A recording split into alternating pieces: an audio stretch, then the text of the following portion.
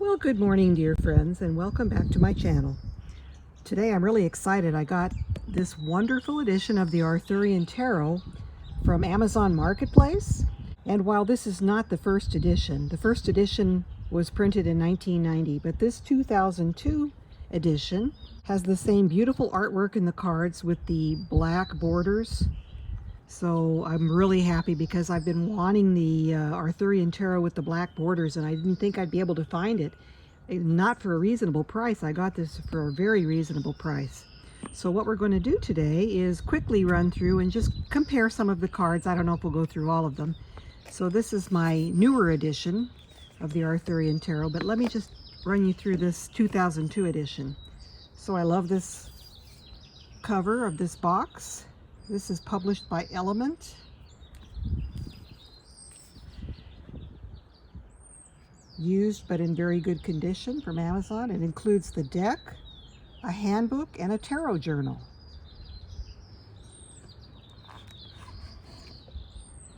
So the card pack is in this box here. Here are the cards. Obviously, this box is not a good way to store them. I had a hard time getting them all out. Alrighty, so that is the box with the cards. This is the tarot journal, which is simply a blank book, but I'm really glad to have it because you can never have too many journals. Brand new, pristine condition. How lucky was I to get this? And then we have a booklet on the Arthurian Tarot. I'm not sure how much it differs from this booklet. It appears to be approximately the same size.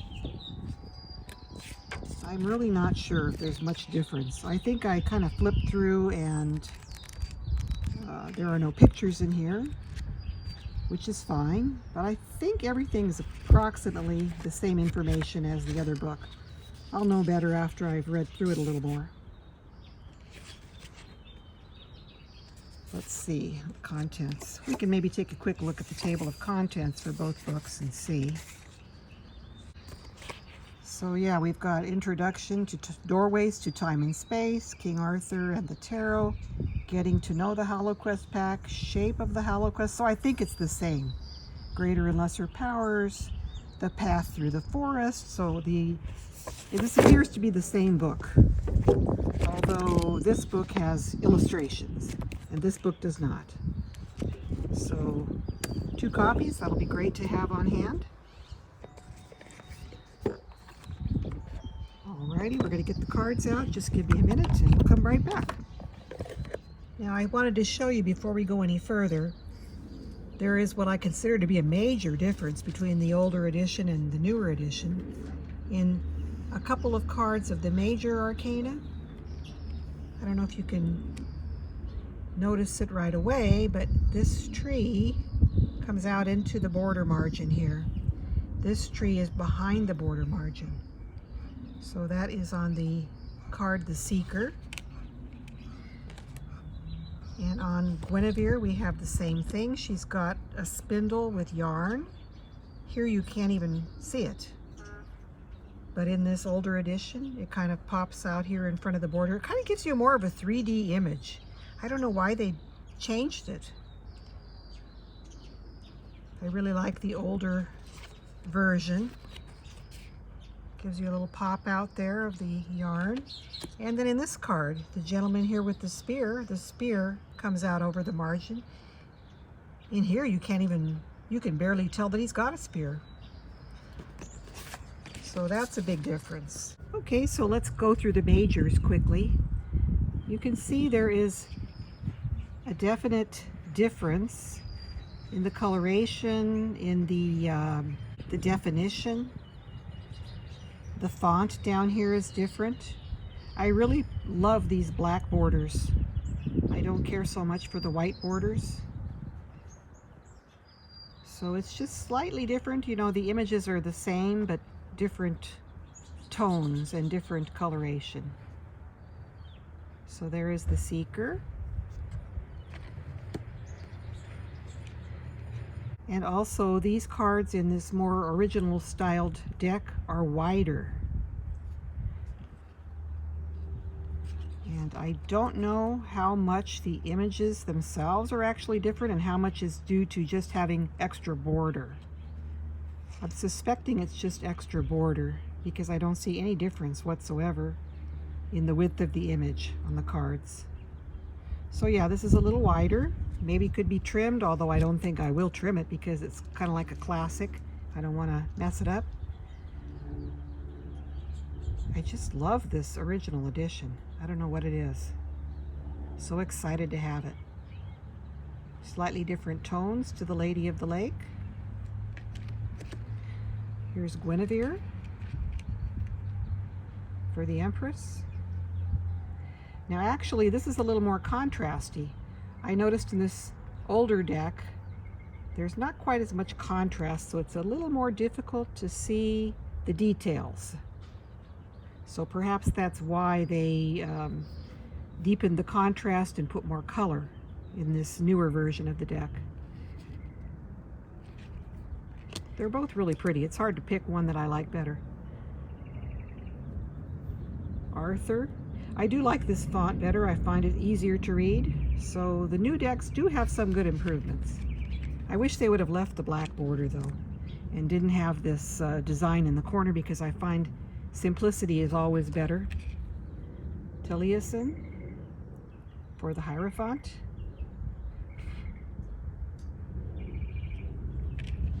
The White Heart for the Lovers.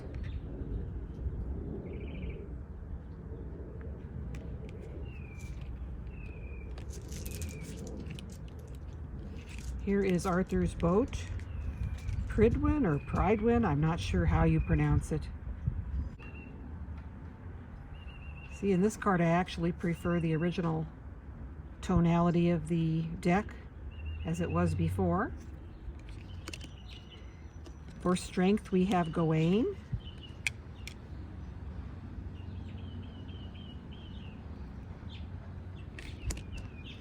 The Grail Hermit.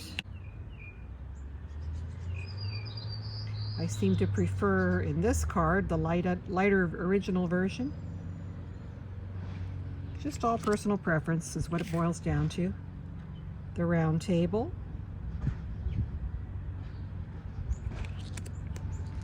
Sovereignty for Justice.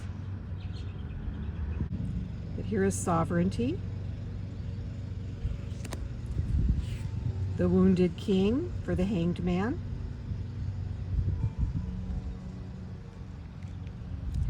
The Washer at the Ford. The Cauldron instead of Temperance, or Art as it's known in the different tradition of Thoth. Really pretty cauldron. I can't wait to get into this and start studying. I've also ordered a HalloQuest handbook, and I understand that that's got a course that I can take where I can kind of do a deep dive into the cards. So I cannot wait to get that in. The Green Knight. Both versions look pretty nice. Spiral Tower.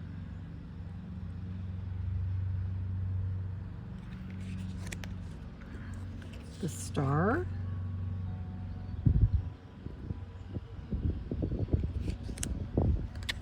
The Moon.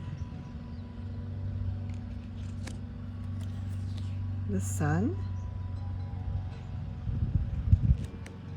The Sleeping Lord in place of Judgment. And the Flowering of Logres. The backs are very different. This is the newer edition back. It does have a copyright mark on it. It's very pretty. I actually prefer this updated back because I love the Celtic knot design. This is also a lovely back too. It's a little too psychedelic for my taste, but it's very pretty. This is a depiction of sovereignty on the backs. You can see there are 4 towers here. Rainbow colors. cardstock, I don't believe there's much of a difference. They're approximately, these are thicker, these are a little thinner.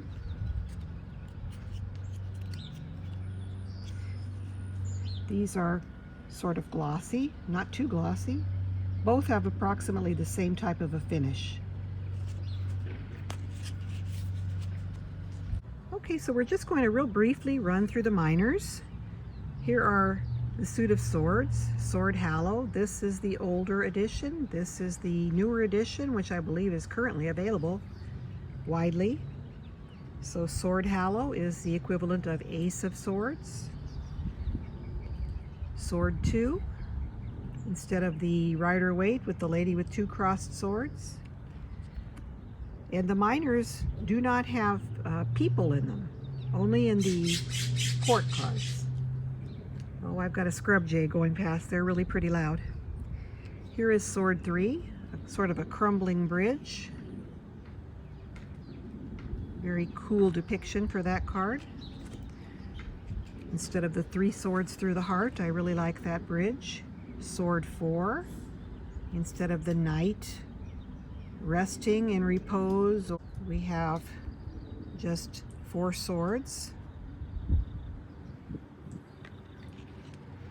I love this building, or the brickwork in this card. I think it's just really stunning. So beautiful. Sword 5.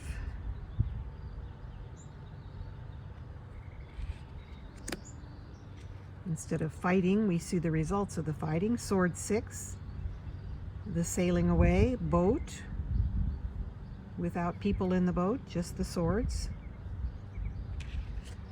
Sword 7. Instead of a man stealthily sneaking away with some swords, we've got a sword in a piece of wood, kind of taking off down the river. Sword 8.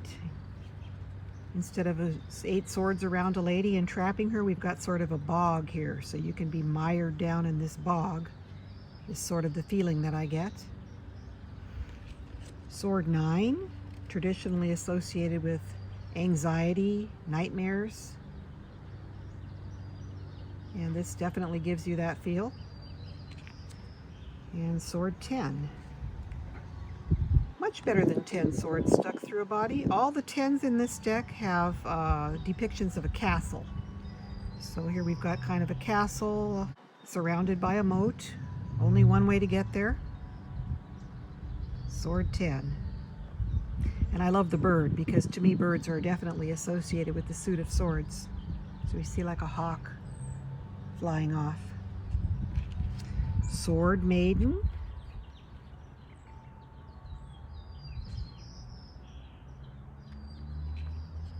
This card actually looks more contrasty in the old deck, to my eyes.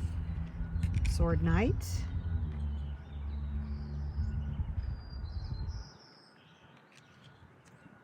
Sword Queen.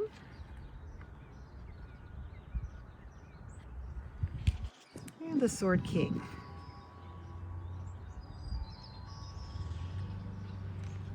Next, the suit of spears, which would be the equivalent to wands. Spear Hallow is the Ace of Wands. Spear 2.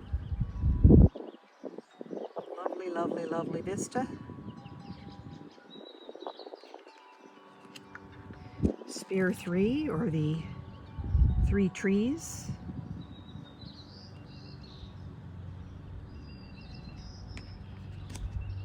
Spear 4, rather than the celebratory garlands, we've got a wreath and a field that's in flower, and just a really, really happy, homey feeling to this card. Spear 5, or 5 of Wands. Spear 6, or 6 of Wands. Instead of the victorious warrior returning, we've got kind of a flag on the hill indicating a victory or a conquering. Spear 7, or 7 of Wands. In Rider-Waite, it's seen as a defensive card.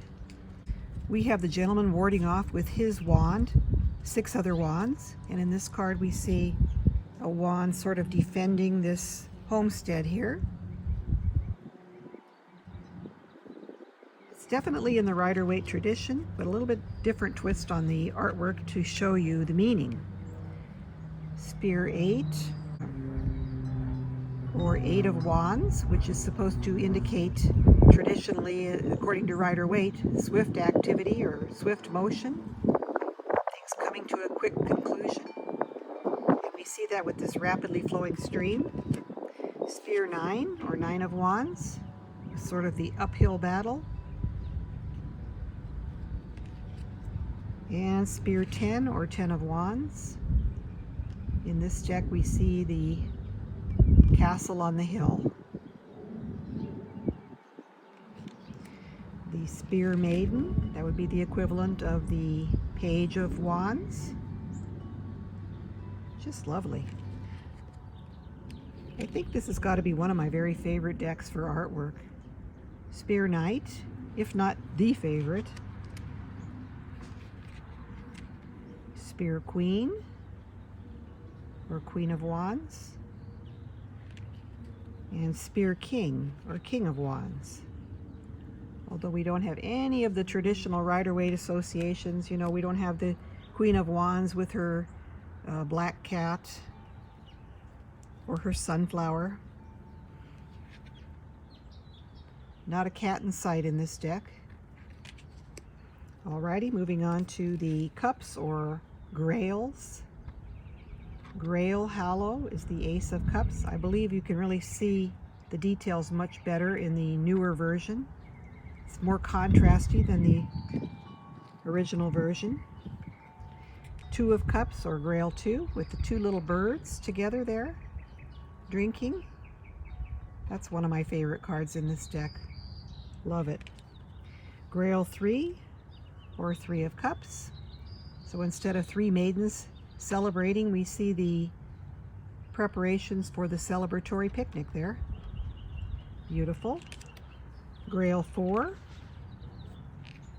or 4 of Cups. Just a lovely, peaceful scene. A little bit of stagnant water there. A spilled cup.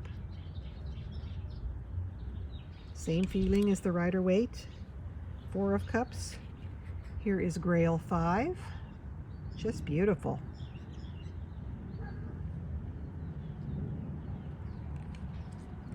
That's a little more original, I would say, than the Rider-Waite. In the Rider-Waite 5 of Cups, we see the several cups spilled and several upright, and the person only seeing the spilled cups and not seeing what is left. So that's a little different with the sailing ship.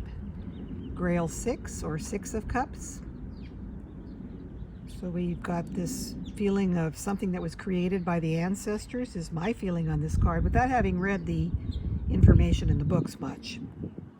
But here we have Grail 6, more contrasty in the newer version. Grail 7. So we've got the windows that you're looking at, the multiple choices of where to go and what to do, instead of seeing 7 cups with a bunch of different elements filling the cups. Grail 8, or 8 of Cups. A really solid type of a foundation there inside the chapel. I'm presuming it's a chapel because there's a cross and candles on an altar. And we see the spilled cup indicating that the person, whoever had been there, is moving on, moving away to a new venture. Grail 9, or 9 of Cups. We've got the overflowing cauldron instead of the gentleman in a bar with 9 cups. And we have Grail 10, 10 of Cups. A beautiful, peaceful, happy scene there at this castle on the seaside.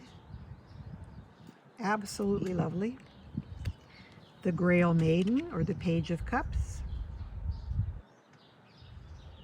I love her. The Grail Knight, sort of a dreamer and a musician and perhaps a bard, a storyteller. So that would be the equivalent of the Knight of Cups. The Grail Queen. Very, very pretty. Looks like a cup of blood spilling on the ground there. So that will be an interesting card to read more on. Grail King. Got the kind of Cernunnos crown on his head there. Moving on to the final suit, which would be pentacles or coins or shields in some decks, but in this deck it's stones. So we have the Stone Hallow, and the chessboard is featured prominently in all these stone cards. Stone Hallow, or Ace of Stones, Ace of Pentacles. Stone 2, a really, really beautiful image. There's the forking river, so taking a direction in your life's path, choosing the way and setting out on your journey. Stone 3, got all the tools to start your craft, to get things going. We still have the image of the road there. Stone 4, we've got the treasures there. This is very Rider-Waite. We don't see the man sitting on the treasure box, but we've got this treasure box and thing being secured away. A foundation for the future, perhaps. It's more of a nice image than having somebody kind of miserly sitting on the box of treasure. And we have Stone 5, sort of desolation, a time of change. We see a bird on the ground, it's belly up, so presumably a dead bird there. I just love the artwork in this card. It's so pretty. And all of these, I'll show you after we do the quick run through here. Each suit corresponds to a different season. So the stones correspond with winter. So Stone 6, we've got the fire in the middle of the stone circle. A little different from Rider-Waite, where we have the image of giving and generosity and donating to others. Stone 7.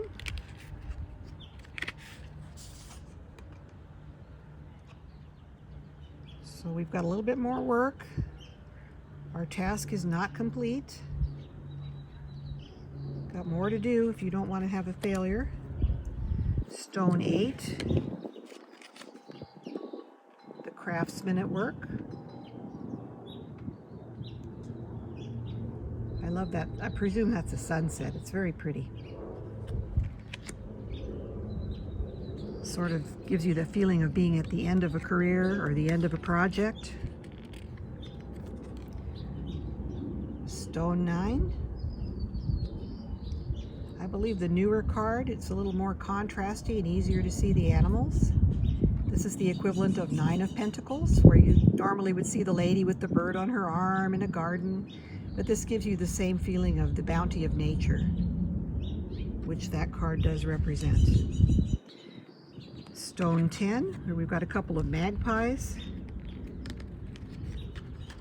And the magpies, looks like they're actually bringing that stone chessboard to the king, to the home or the castle. So Stone 10, lovely. I love magpies. They're related to crows and ravens. Here is the Stone Maiden.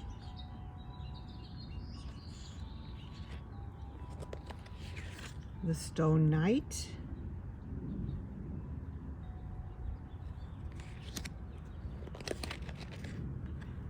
Stone Queen, which is absolutely a gorgeous card.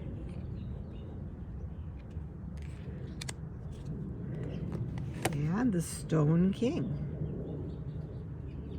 with his Irish Wolfhound. Okay, so let me show you representative. So the swords represent east, they represent spring. So the cards for the sword suit are more of a, supposed to be a springtime feel to them. You can see the light green on the hills. And then the spears are summer. So more of a summery feel here. Summertime in the woods. Summertime looking out. Summertime image. The fields are sort of turning a more deep green and almost brown because we're coming upon autumn. Summertime images. So those are the spears or wands. Okay, then the Grail suit represents the west and represents autumn. And so these are more autumnal colors. We see the leaves turning. The green and gold colors of autumn.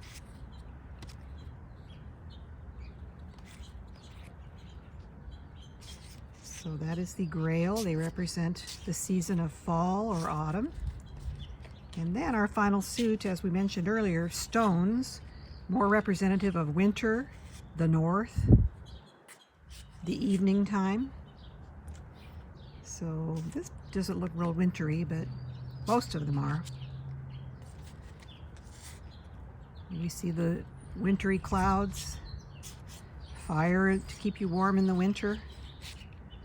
Another wintry scene there in the 10. And then of course the quartz in this very much do look like wintertime scenes, except for this last one. Okay, and the cardstock, let's give it a quick, this is the newer deck. If you like to riffle shuffle, it's very easy to riffle shuffle. The older deck, or at least this incarnation of the original deck, it's 12 years after the deck was originally first published. But these cards are a little stiffer,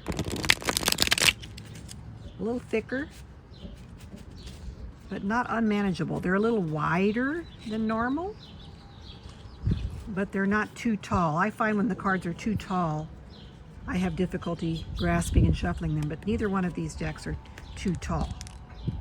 So I hope you enjoyed this comparison of the two decks. I'm really excited to work with it, and I can't wait to get my HalloQuest handbook in, and we will talk to you all again later. Bye.